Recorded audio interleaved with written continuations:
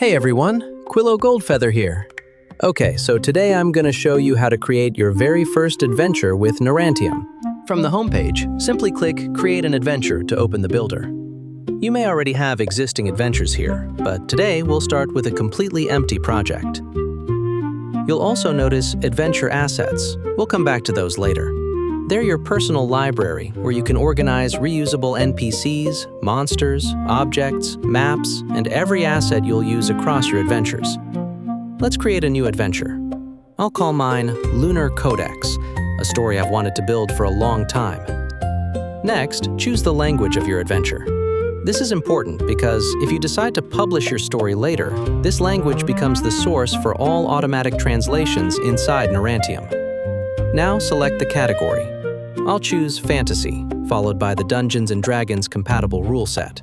You can always expand your adventure to other rule systems later. Let's confirm. Welcome to the Story Atlas. This is where every adventure begins to take shape. Instead of writing long documents, Narrantium lets you build your adventure scene by scene, making even complex stories easy to organize and expand. Let's create our first scene. You'll find many different scene types, including locations, characters, dialogues, and much more.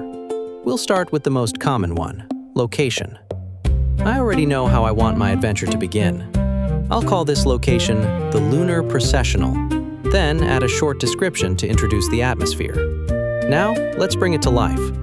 I already have my artwork prepared, so I'll simply drag and drop it into the scene. If you don't have an image ready, you can generate one directly with AI using your scene description. Next comes one of my favorite parts, building the atmosphere. I'll add some ambient music, lower the volume slightly, enable looping, and then add another audio layer with distant temple bells. Small details like these make a huge difference in immersion. Every scene also comes with its own set of properties. For locations, I can decide whether it's a hub, choose the time of day, and add atmospheric effects. I'll keep it during the day, but I'll add some magical blue dust floating through the air. Now, let's create another location. Using Quick Connection, I can instantly create and link a new scene. This room will be the heart of the temple, so I'll name it the Solstice Sanctum. I'll add its artwork and description just like before. Now, I'd like to populate this location. Instead of creating a character from scratch, I'll open Adventure Assets and choose one from the official asset library. The library keeps growing over time, giving you more and more ready-to-use content. I'll add Litherial Cantivento to this room. To keep everything organized, I'll also group these scenes into a section called Lunar Temple. Grouping scenes is also great for audio. You can share the same soundtrack and audio layers across the entire group, while any individual scene can still have its own audio settings and override them whenever needed. Let's fast forward a little and create a few more scenes. Now that the foundations of our adventure are in place, at any moment I can click Test Play to instantly preview how my session will look and feel. This brings my world to life, complete with its visuals, ambient sounds, animations, and interactions. As the Game Master, I can switch at any time between the Master View and the Player View.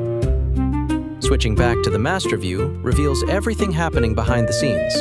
Hidden scene connections, secret information, upcoming events, and all the tools I need to guide the story. Now it's time to prepare the final boss encounter. I'll create a combat scene called the Eclipse Tyrant. Like every other scene, I can add artwork, videos, background music, and configure the gameplay. For combat encounters, I can define the difficulty, decide whether it's a boss fight, and upload the battle map my players will fight on. Our adventure is already coming together.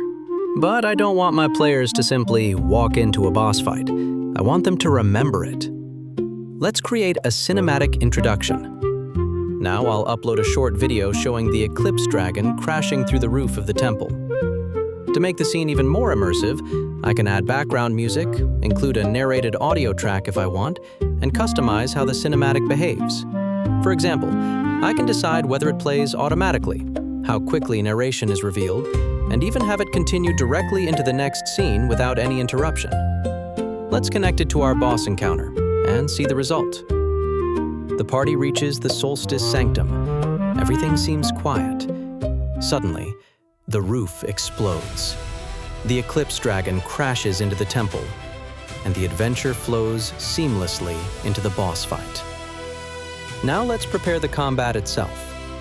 I'll open the combat editor and place my battle map. Then I'll add my boss directly from adventure assets. Here's my Eclipse Dragon. It's a little bigger than I remembered. Let's adjust its size, position it exactly where it landed, and add a few obstacles to shape the battlefield. Now, when my players enter the encounter, everything is already prepared exactly the way I imagined it. No moving tokens, no searching for files, no switching between different applications. Everything is already part of the story. Now that our combat is ready, let's make sure the world reacts to what happens next. But that's enough for today. We'll dive deeper into story states and scene alterations in a dedicated tutorial, because they deserve a closer look. I hope you've enjoyed this tutorial and found it useful. Until next time, keep your quests legendary. See you soon!